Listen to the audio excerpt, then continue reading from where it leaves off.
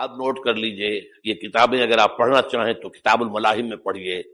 بدترین عذاب عربوں پر آیا کھڑا ہے، سروں پر چڑھا ہوا ہے، بدترین. ایسی جنگ ہونی ہے الملحمۃ العظمی، جس کو کہ میں بھی آپ کو گواہی پیش کر دوں گا، جسے کہا گیا ہے دی لاسٹ کروسیڈ. بش نے بھی کروسیڈ کا لفظ بول دیا تھا، پھر واپس لیا اس نے. نکل جاتی ہے جس کے منہ سے سچی بات مستی میں، فقیہ مصلحت بین سے اور ہندے بادہ خار اچھا، کروسیڈ کہہ کر پھر واپس لیا. یہ کروسیڈ، اس کے اوپر جس قدر نقصان ہونا ہے عربوں کا، گریٹر اسرائیل بنے گا، یہ عراق، شام، اردن، سعودی عرب کا کچھ شمالی علاقہ، ترکی کا جنوبی علاقہ، مصر کا صحرائے سینا، اور اس کے ساتھ ہی جو بہترین اس کا زرخیز ترین علاقہ ڈیلٹا آف نائل، یہ سب یہودیوں کے قبضے میں جائے گے. اس کو حدیث میں کہا گیا الملحمۃ العظمی.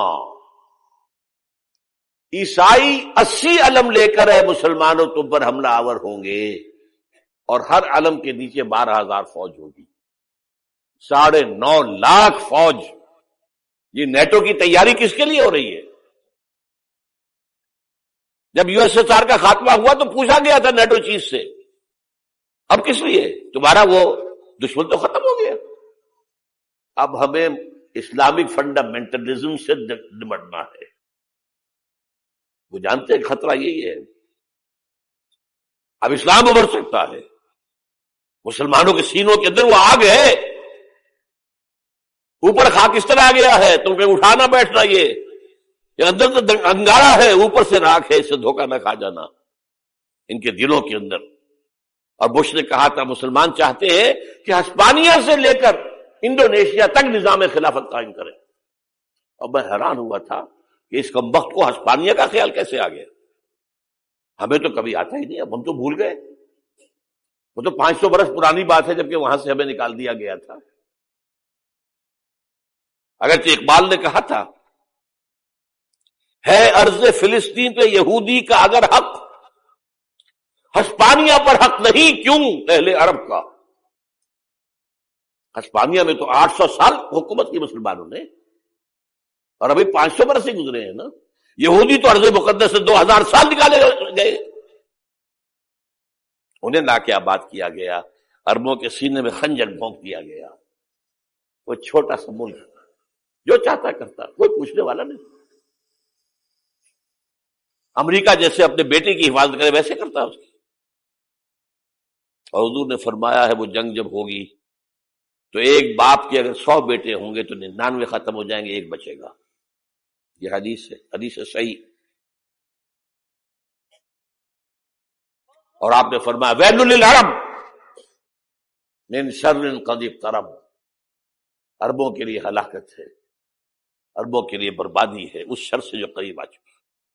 اور آج جس طرح انہوں نے ان کی تہذیب کو اختیار کر لیا ہے، دبئی جا کر دیکھیے، بدترین مغربی معاشرہ جو ہے وہ دبئی کے اندر ہم نے قائم کر کے دکھا دی. اب سعودی عرب اس راستے پر بڑھ رہا ہے. اور اس کے بعد نمبر 2 پر جو ہے ہم پاکستانی ہیں. لیکن میں اس کے وہ پہلی بات جو کہہ رہا ہوں وہ تو یقینی ہے، اس میں تو احادیث صحیحہ موجود.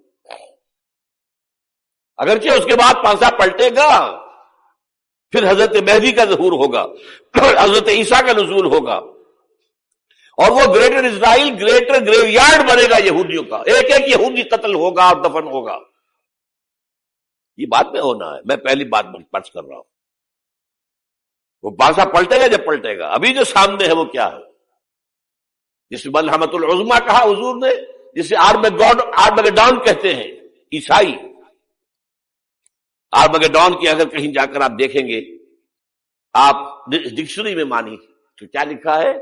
A very big war which will be fought between the forces of evil and good before the end of this world.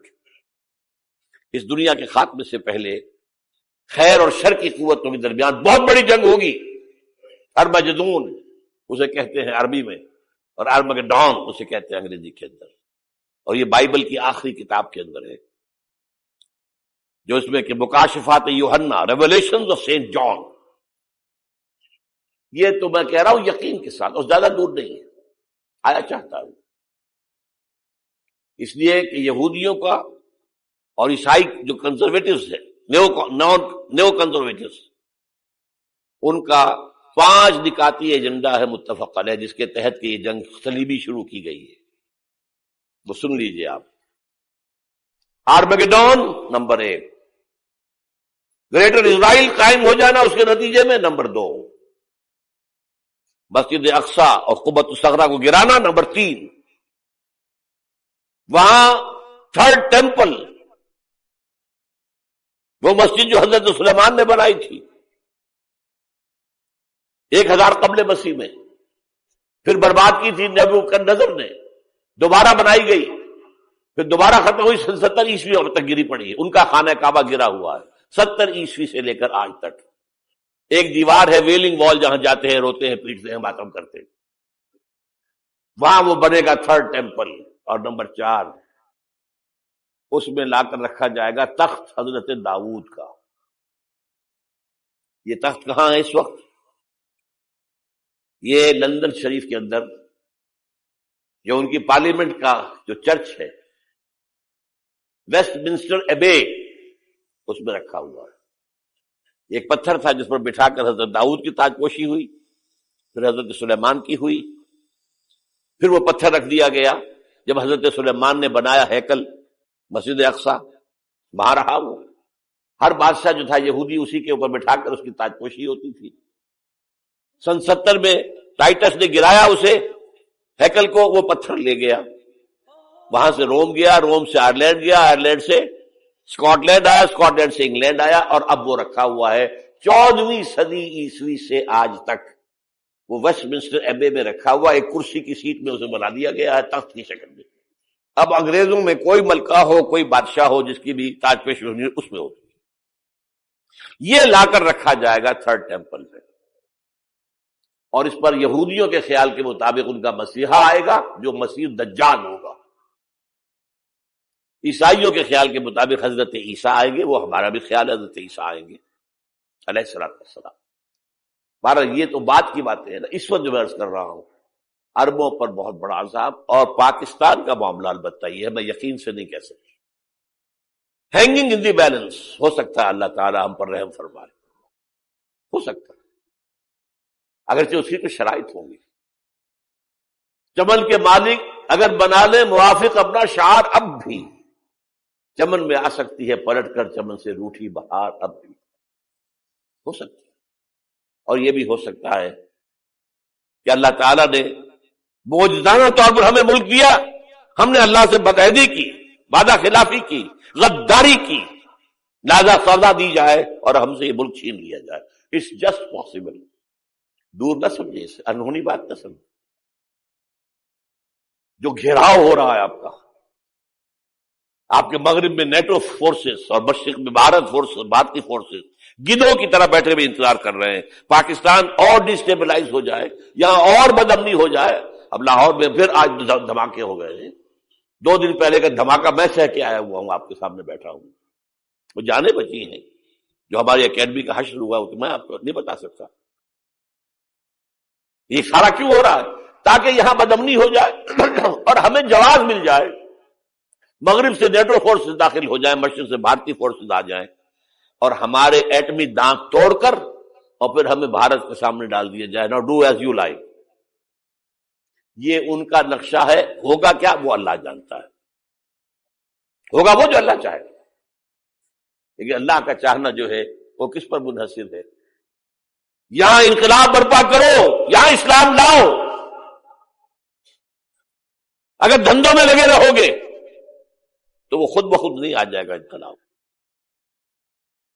صحابہ نے جانیں دی تھی، کتنی تکلیفیں اٹھائی تھی. 12 برس تک مکی دور کے اندر با نشہ درویشی در ساز و دمادم زن، جو پختہ شبی خدرا بر سلطنت جم زن. یوم طائف یاد ہے جو حضرت عائشہ فرماتی ہے کہ میں نے پوچھا تھا حضور سے کہ یوم احد سے زیادہ سختی بھی آپ پر کبھی آئی؟